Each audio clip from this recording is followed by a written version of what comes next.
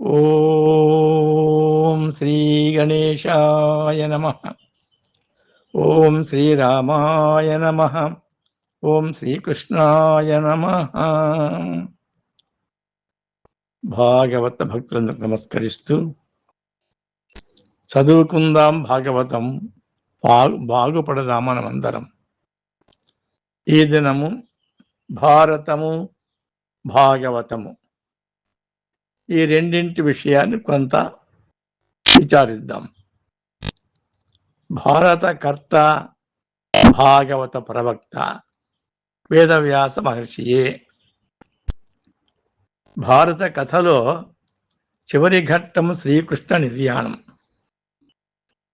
భాగవతములో ప్రారంభ ఘట్టము శ్రీకృష్ణ నిర్యాణం. సూక్ష్మ దృష్టితో పరిశీలిస్తే భారతం ఏ వేదాంత తత్వానికి భరతవాక్యం పలికిందో, భాగవతం ఆ వేదాంత తత్వానికే నాందీ గీతిక ఆలపించినట్లు చెప్పవచ్చు. భాగవతములోని ఇతివృత్తాలకు కేంద్రము అవతారమూర్తి అయినటువంటి శ్రీకృష్ణుడు, శ్రీకృష్ణుని పూర్వావతారాలు. భారతములో ఎన్నో ఘట్టాలలో శ్రీకృష్ణుడు విష్ణుదేవుని అవతారంగా ప్రశంసితుడు. సభాపర్వములో ఒక విషయం వినండి. మహాభారతములో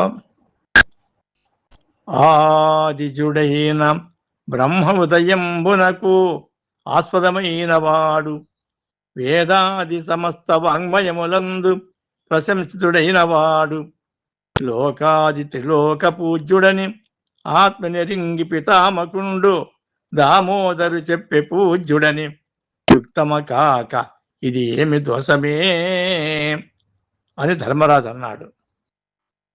భీష్ముడు సభాపర్వములో మాత్రమే కాక భీష్మ పర్వములో కూడా ప్రస్ఫుటంగా శ్రీకృష్ణుని పరాత్పరుడిగా ప్రశంసినట్లు ఉంది. పార్థసారథిగానున్న శ్రీకృష్ణుడు భీష్మునిపైకి చక్రం బట్టి సంహరించేందుకు దుమికినప్పుడు భీష్ముడు 2 సార్లు శ్రీకృష్ణుని విష్ణువు యొక్క అవతారమూర్తిగా స్తుతి చేస్తాడు. అట్లే విష్ణు సహస్రనామం భారతదేశంలో ఏకదేశమే. అంతేకాక అవతార తత్వానికి మూలకందమైన భగవద్గీత భారతములో అంతర్భాగమే. భాగవతం భగవద్గీతకు భాష్యమే. భాగవతం భగవద్గీతకు భాష్యమే. అందుచేత భారత భాగవత వేదాంత తత్వాలు విప్రతిపన్నాలు కావు. అవి భిన్న సాహిత్య గ్రంథాలు మాత్రమే.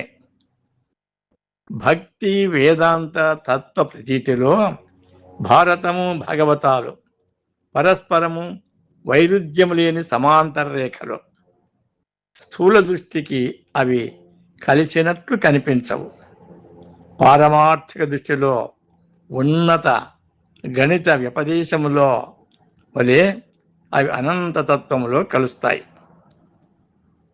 వేద వాంగ్మయము భారత వేదాంతము, భాగవతత్వము అవినాభావ సంబంధము కలిగినట్టువే. భాగవతం అవతరణ గూర్చి ఆ గ్రంథ పీఠికలో ఏమంటారంటే, ఒక హృదయంగమైన కథ ఉంది. తత్వవేత్తగా, పంచమ వేదమైన భారత భక్తగా సుగృహీత నామధేయుడైన వ్యాస మహర్షి ఆశ్రమానికి వచ్చి, ధాతవు భారత శృతి విధాతవు, వేద పదార్థ జాత విజ్ఞాతవు, కామ ముఖ్య రిపుషడ్క విజేతవు, బ్రహ్మతత్వ నిర్ణేతవు, యోగినేతవు, వినీతుడవు వీవు, చెలించి చెల్లరే కాతరు కైవడిన్ వగవ కారణమేమి పరాశరాత్మజా అని అంటాడు నారద మహర్షి. వ్యాసునికి వేదాంతత్వం ఉపదేశిస్తాడు. వేదవ్యాస మహర్షికి చిత్తశాంతి లభించింది. భారత భూమిలో యుగాంతరాల నుండి భాగవతం చదివే సహృదయులకు కోటాను కోట్ల ప్రజానీకానికి చిత్తశాంతి లభిస్తుంది. అది భాగవతం యొక్క గొప్పతనము, అది భాగవతం నుండే ప్రాముఖ్యము. వ్యాసప్రోక్తమైన భాగవతము పరీక్షితునికి చెప్పింది వ్యాసుని కుమారుడైన శుక మహర్షి.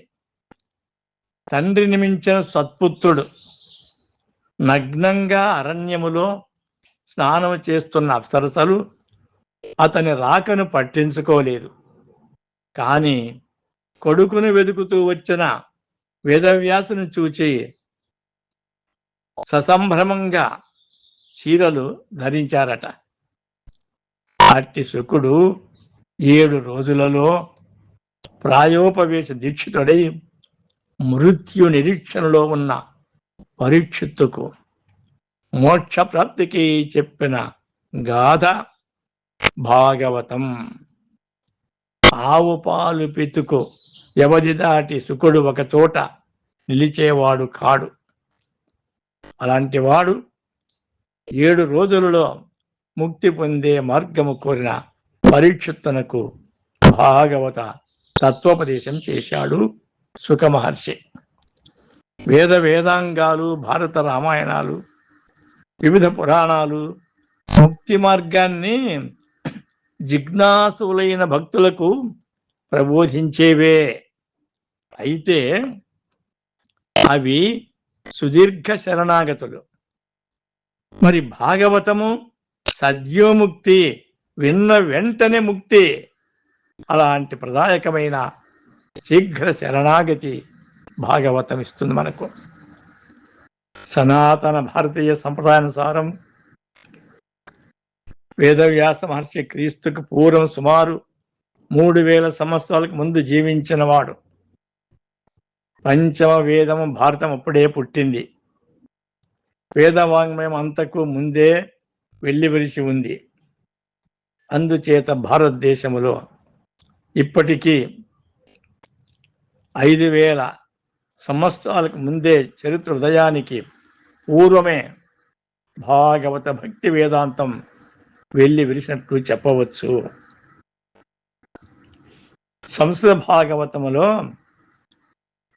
ప్రస్ఫుటంగా భాగవతం గురించి సర్వ వేదేతిహాసంగా చెప్పబడింది. సంస్కృత భాగవతంలోనే ప్రస్పష్టంగా భాగవతం సర్వవేద ఇతిహాసంగా చెప్పబడింది. ఇదం భాగవతం నామ పురాణం బ్రహ్మ సంహితం ఉత్తమ శ్లోకచరితం చకార భగవాన్ ఋషి. సర్వం వేదేతిహాసానాం సారం సముద్ధృతం సత్ సంశయావమాస మహారాజం ప్రదీక్షితం. చూడండి, అంత గొప్ప గ్రంథము ఈ మహాభాగవతం. భాగవతం వింటూ వింటూ వింటూ ఉంటే చిత్తశాంతి కలుగుతుంది. హరి ఓం తత్సత్. ఓం శాంతి శాంతి శాంతి. జై శ్రీమన్నారాయణ. హరి ఓం తత్సత్. సర్వం శ్రీకృష్ణార్పణమస్తు.